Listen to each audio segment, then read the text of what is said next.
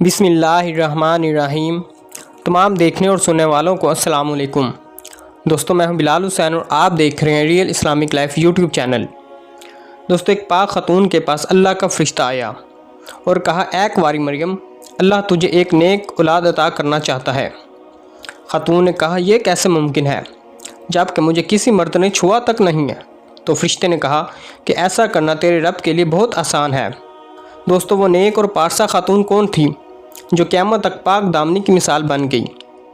وہ خاتون جسے اللہ نے اپنے زمانے کی تمام عورتوں پر برتری عطا فرمائی۔ تو پیارے دوستو اس ویڈیو میں ہم ذکر کریں گے حضرت مریم علیہ السلام کا۔ حضرت بی بی مریم علیہ السلام کے والد کا نام عمران اور والدہ کا نام حنا تھا۔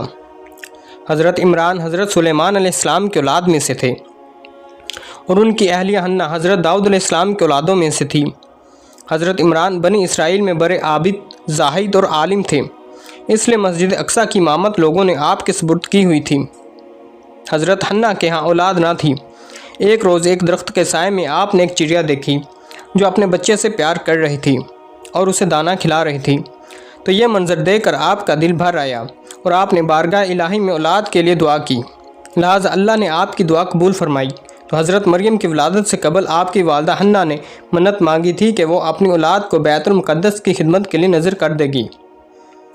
بنی اسرائیل کے یہاں یہ روایت تھی کہ جو لڑکا اللہ کی نذر کر دیا جاتا تھا وہ نہ شادی کرتا تھا اور نہ ہی دنیاوی مشاغل میں دلچسپی رکھتا تھا، وہ صرف عبادت گاہ میں خدمت کرتا اور عبادت میں مشغول رہتا تھا۔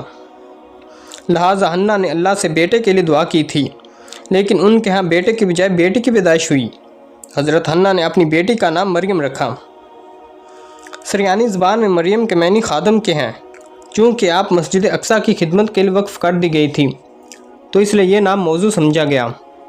حضرت مریم کی ولادت سے قبل ہی آپ کے والد وفات پا گئے، تو اس لیے حنا نے ولادت کے بعد آپ کو ایک کپڑے میں لپیٹ کر بیت المقدس کے علماء کے سامنے پیش کر دیا تاکہ وہ انہیں اپنی کفالت میں لے لے۔ تو جب حضرت مریم بیت المقدس میں لائی گئی تو مجاوروں کے درمیان اختلاف پیدا ہو گیا، ہر کوئی خود کو آپ کا زیادہ حقدار سمجھتا تھا۔ پھر یہ فیصلہ ہوا کہ مجاورین وہ قلم جس سے وہ تورات لکھتے ہیں پانی میں چھوڑ دیں، جس کا قلم پانی کے بہاؤ میں بہنے کے بجائے الٹا بہے گا وہ مریم کی کفالت کا حقدار ہوگا۔ تو اس مقابلے میں حضرت زکریا علیہ السلام بھی شامل تھے۔ ان کے قلم کو اللہ نے پانی میں بہاؤ کے الٹے طرف بہا دیا اور وہ ان کی پرورش کے حقدار ہو گئے۔ اس طرح بی بی مریم کو اللہ کے منصوبے کے مطابق حضرت زکریا علیہ السلام کی کفالت میں دے دیا گیا۔ حضرت زکریا علیہ السلام کی بیوی حضرت مریم علیہ السلام کی خالہ لگتی تھی، لہٰذا ان سے بڑھ کر ان کی بہتر پرورش اور کوئی نہیں کر سکتا تھا۔ تو حضرت مریم علیہ السلام دوسرے بچوں کی نسبت بہت تیزی کے ساتھ بڑھتی رہی۔ جب آپ حضرت زکریا علیہ السلام اور اپنی خالہ کے گھر پرورش پا کر تھوڑی بڑی ہوئی تو بیت المقدس میں آپ کے لیے ایک کمرہ مخصوص کر دیا گیا جہاں حضرت زکریا علیہ السلام کے علاوہ اور کوئی نہیں جا سکتا تھا۔ آپ دن رات اللہ کی عبادت میں مشغول رہتی۔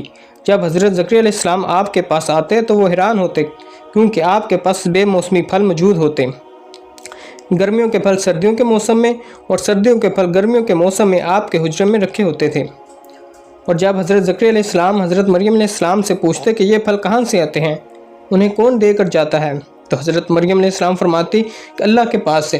اللہ نے حضرت مریم علیہ السلام کو پسندیدہ اور مومنہ بندی میں شمار کیا تھا، جیسا کہ سورہ العمران میں ارشاد ہوا ہے کہ اور جب فرشتوں نے کہا کہ اے مریم، بے شک اللہ نے تجھے چن لیا ہے اور خوب پاک کر دیا ہے اور پسند کیا ہے تمہیں سارے جہاں کی عورتوں سے، اے مریم خلوص سے عبادت کرتی رہو اپنے رب کی اور رکوع اور سجدہ کرنے والوں کے ساتھ۔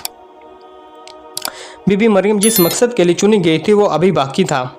آپ دن رات اللہ تعالیٰ کی عبادت میں مشغول رہتی تھی، یہاں تک کہ بنی اسرائیل میں یہ مشہور ہو گیا کہ بی بی مریم نہایت ہی عبادت گزار اور پاکیزہ خاتون ہے اور لوگ آپ کی بہت عزت اور احترام کرنے لگے۔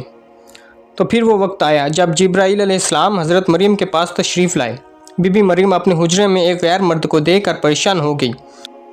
حضرت جبرائیل علیہ السلام آپ کے پاس انسانی شکل میں تشریف لائے تھے، تو حضرت مریم آپ کو دیکھ کر بولی، اگر تو کوئی خدا ترس انسان ہے تو میں تجھ سے خدائے رحمان کی پناہ مانگتی ہوں۔ تو حضرت جبرائیل علیہ السلام آپ کو تسلی دیتے ہوئے اور پیغام الہی سے باخبر کرتے ہوئے فرماتے ہیں کہ میں تو تیرے رب کا فرش دادا ہوں اور اس لیے بھیجا گیا ہوں تاکہ تجھے ایک پاکیزہ بیٹا دوں۔ تو کنواری مریم حیران ہو کر فرماتی ہے کہ میرے ہاں بیٹا کیسے ہوگا جبکہ مجھے کسی آدمی نے چھوا تک نہیں ہے۔ تو حضرت جبرائیل علیہ السلام نے کہا کہ ایسا ہی ہوگا، تیرا رب فرماتا ہے کہ ایسا کرنا میرے لیے بہت آسان ہے، اور ہم ایسا اس لیے کریں گے کہ ہم اس لڑکے کو لوگوں کے لیے ایک نشانی بنائیں گے اور اپنی طرف سے ایک رحمت، اور یہ کام ہو کر رہنا ہے۔ تو حضرت جبرائیل علیہ السلام نے بی بی مریم کے گریبان میں پھونک مار دی، جس سے آپ کا حمل ٹھہر گیا۔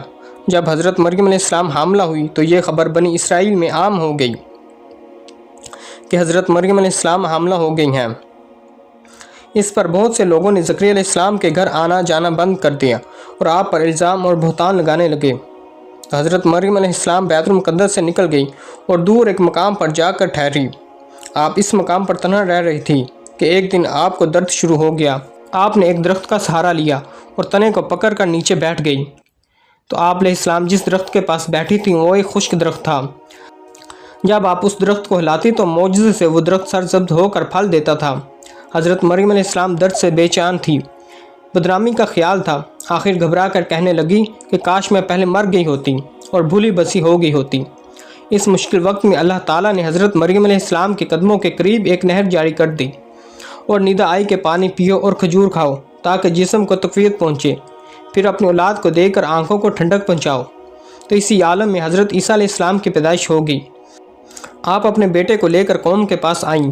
قوم کے لوگ آپ کی گود میں بچہ دے کر غضبناک ہو گئے اور الزام لگانا شروع کر دیا۔ ہر طرف سے لوگ تانا دے رہے تھے، حالت زر تنگ ہو گئی تھی۔ تب حضرت مریم علیہ السلام نے بچے کی طرف اشارہ کرتے ہوئے کہا کہ اس بچے سے بات کر لو، تمہیں تمہارے سارے سوالات کے جوابات مل جائیں گے۔ تو سرکش لوگوں نے کہا بھلا یہ دودھ پیتا بچہ ہمارے سوالوں کے جواب کیسے دے گا؟ تو اچانک حضرت عیسیٰ علیہ السلام نے بولنا شروع کر دیا۔ بچے نے کہا بے شک میں اللہ کا بندہ ہوں، مجھے اس نے کتاب دی ہے اور مجھے نبی بنایا ہے اور مجھے بابرکت بنایا ہے اور مجھے نماز اور زکوٰۃ کی وصیت کی ہے جب تک میں زندہ ہوں، اور مجھے اپنی ماں کے ساتھ نیکی کرنے والا اور مجھے سرکش اور بدبخت نہیں بنایا۔ جس دن میں پیدا ہوا اور جس دن مروں گا اور جس دن زندہ کر کے اٹھایا جاؤں گا۔ تو اس کے بعد حضرت مریم علیہ السلام حضرت عیسیٰ کو لے کر مصر چلی گئی۔ جب حضرت عیسیٰ کی عمر مبارک 13 سال ہوئی تو آپ بیت المقدس واپس آ گئی۔ روایتوں میں حضرت مریم علیہ السلام کی تاریخ وفات 35 عیسوی اور آپ کی عمر 51 سال لکھا گیا ہے۔ اسلام کے علاوہ کیتھولکس اور آرتھوڈوکس عیسائی بھی حضرت مریم علیہ السلام کو نہایت عقیدت اور احترام کی نگاہ سے دیکھتے ہیں، اور آپ وہ واحد خاتون ہیں جن کا نام قرآن پاک میں درج ہے اور بائبل کے پرانے عہد نامے میں بھی موجود ہے۔ حضرت عائشہ سے روایت ہے کہ نبی پاک صلی اللہ علیہ وآلہ وسلم نے ارشاد فرمایا کہ اللہ نے مجھے خبر دی ہے کہ جنت میں میرا نکاح مریم بنت عمران، موسیٰ کی بہن کلثوم اور فرعون کی بیوی آسیہ سے ہوگا۔ تو دوستو یہ تھی ہماری آج کی ویڈیو۔ ہم امید کرتے ہیں کہ ہمیشہ کی طرح آپ کو یہ ویڈیو بھی پسند آئی ہوگی۔ تو اس ویڈیو کو لائک کرنے کے ساتھ ساتھ دیگر دوستوں کو بھی شیئر کریں اور ہمارے چینل کو بھی سبسکرائب کر دیں اور ساتھ میں بیل آئیکن کو لازمی پریس کر دیں تاکہ ہماری نئی آنے والی ویڈیو کے نوٹیفیکیشن بر وقت آپ تک پہنچتے رہیں۔ تو ملتے ہیں اگلی کسی ویڈیو میں، تب تک کے لیے ہمیں اجازت دیجیے، اپنا خیال رکھیے گا، اللہ حافظ۔